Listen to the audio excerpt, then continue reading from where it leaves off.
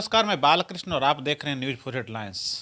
बिहार में शराबबंदी है, इसके बावजूद शराब पीकर लोग मर रहे हैं। इस बार 50 से अधिक लोगों की मौत हो गई है और बिहार विधानसभा में भी इसकी गूंज सुनाई पड़ रही है। हालांकि नीतीश कुमार ने साफ तौर पर कह दिया है कि जो शराब पीकर मरेंगे उन्हें सरकार किसी भी तरह की कोई मदद नहीं करेगी। हम इसी सवाल पे चर्चा करेंगे। हमारे साथ हैं जन अधिकार पार्टी के प्रदेश अध्यक्ष राघवेंद्र कुशवाहा जी। राघवेंद्र कुशवाहा जी, क्या लगता है शराबबंदी के बीच अगर शराब पीकर मौत होती है तो क्या आप मानते हैं सरकार को मदद करनी चाहिए या नहीं करनी चाहिए? इसमें एक जो सवाल आपका है काफ़ी अहम सवाल है। अगर कानूनी तौर पर अगर आप पूछेंगे तो सरकार को तो नहीं मदद करनी चाहिए, क्योंकि सरकार ने कानून बनाया है कि शराब नहीं पीना है लोगों को।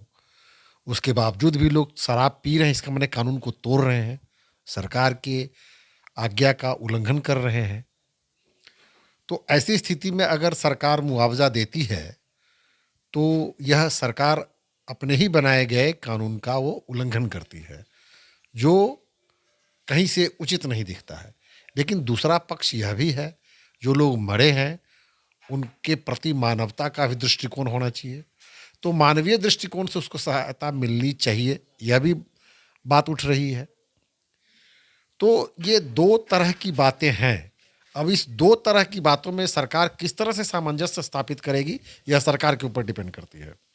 लेकिन बीजेपी लगातार इस बात को उठा रही है और कह रही है कि सरकार जो शराबबंदी का जो दावा करती है वो खोखला है। हकीकत ये है कि शराबबंदी बिहार में लागू है ही नहीं, खुलेआम शराब बिक रहा है। आरोप ये है और इसी सवाल पे वो विधानमंडल के दोनों सदन में अपनी बात को रख रही है और उठा भी रही है, हंगामा भी कर रही है।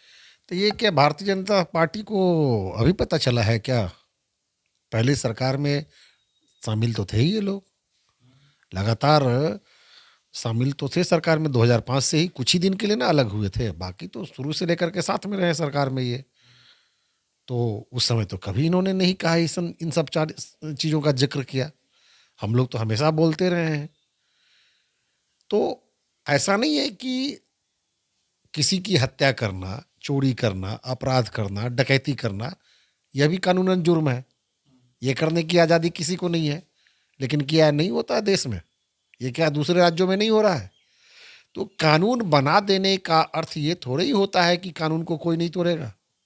कानून को तोड़ने वाले तो लोग हैं, कानून तोड़ेंगे और कानून तोड़ने वालों के लिए एक कोर्ट बनी हुई है, कोर्ट उनको सजा देगा। तो शराबबंदी का कानून यहाँ लागू है, लेकिन कानून तो लोग तोड़ ही रहे हैं। नहीं, लेकिन तो आप कानून जो तोड़ रहे हैं उनको सजा मिलनी चाहिए। जिस तरह से आमतौर पर सीआरपीसी, सीपी और आईपीसी बना हुआ है और उसके भी तोड़ने वालों को सजा मिलती है, तो शराबबंदी भी एक कानून है, 2016 से बिहार में लागू है, तो इसके भी तोड़ने वालों को सजा मिलनी चाहिए। लेकिन सवाल ये है कि इतनी बंदिशों के बावजूद भी शराब का वितरण हो रहा है, विपणन हो रहा है, तो ये कैसे हो रहा है? तो आप छोटे अधिकारी को, थानेदार तक को सस्पेंड करके अपना पल्ला झाड़ लेते हैं। जब 2016 से यहाँ शराबबंदी है, तो आप समझ सकते हैं कि इतने दिनों में अगर शराबबंदी का असर वास्तव में नहीं दिख रहा है, तो सरकार को तो समीक्षा करनी चाहिए। अब इसके कई सारे दुष्परिणाम भी हो रहे हैं। लोग जहरीली शराब पी रहे हैं, लोग हानिकारक अन्य मादक पदार्थ पी रहे हैं, खा रहे हैं, सूंघ रहे हैं।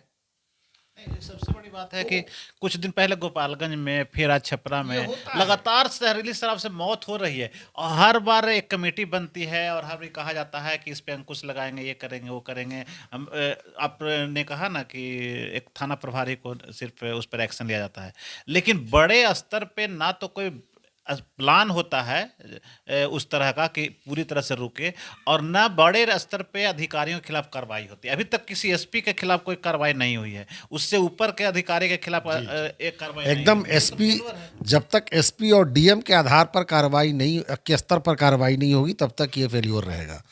और मैं तो ये कहूँगा कि अगर इतने वर्षों के बावजूद भी सरकार इस कानून को पूर्णतः लागू करने में अक्षम दिख रही है, तो सरकार को इस कानून की समीक्षा करनी चाहिए।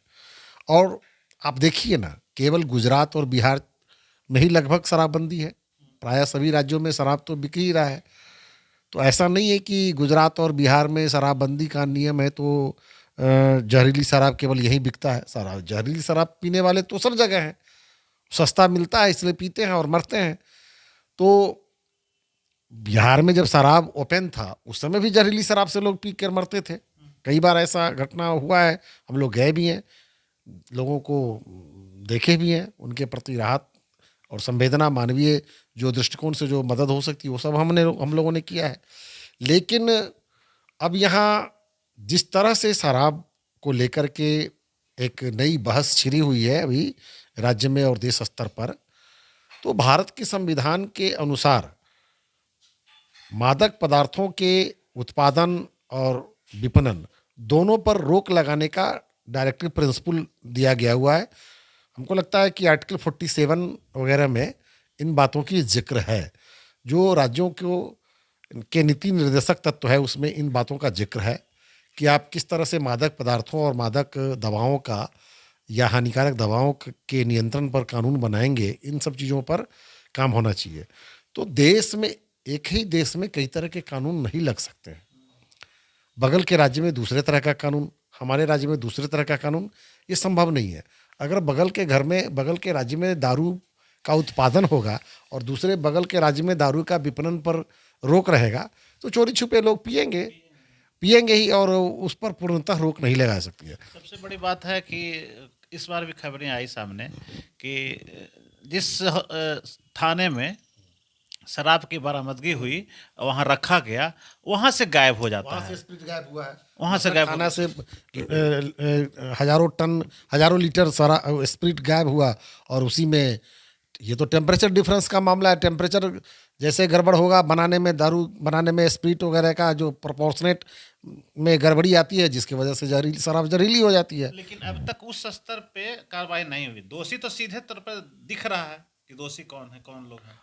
दोषी तो दिख ही रहा है, दोषी तो दिख रहा है। वहाँ मान लीजिए कि डीएसपी और लेवल तक के अधिकारी इसमें शामिल है और पूरी थाना, पूरी पुलिस महकमा इसमें शामिल रहती है। अभी भी खबरें आती है कि थाने के इर्द गिर्द अगर आप फोन करिएगा तो वहाँ होम डिलीवरी होता है। कई जगह ऐसी भी खबरें आती है कि थाने की शराब की बिक्री होती है। आई है, ये बात सही है कि जिस मात्रा में बरामद की जाती है उस मात्रा में उसको नष्ट नहीं किया जाता है और बाद में कहा जाता है कि बोतलें फूट गई, लीकेज हो गया, ये सब कह करके चूहा पी गया। ये सब कहीं चूहा कहीं शराब पीता है, लीकेज हो गया या बोतल फूट गया। तो हमें लगता है कि जन अधिकार पार्टी कहीं ना कहीं सरकार में शामिल नहीं है, लेकिन सरकार के अभी जो है सरकार उसका समर्थन जरूर आप दिए हुए हैं।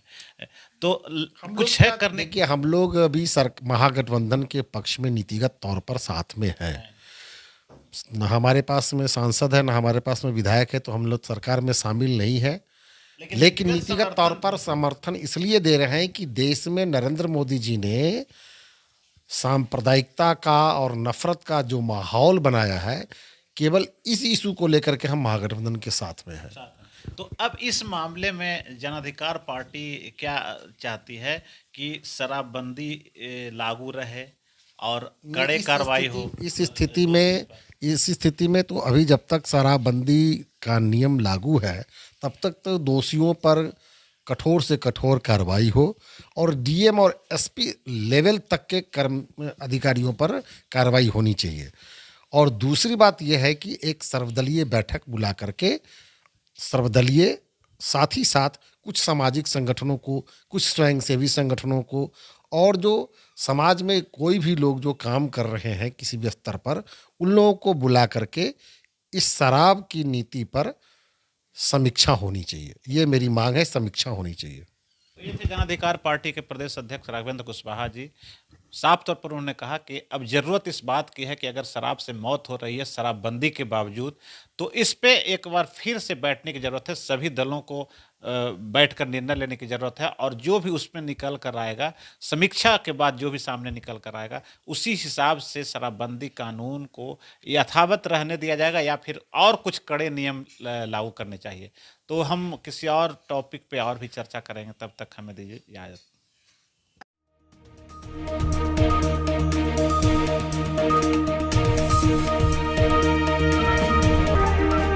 अगर आपको ये खबर अच्छी लगी तो चैनल को सब्सक्राइब करना नहीं भूलें और बेल आइकन जरूर दबाएं।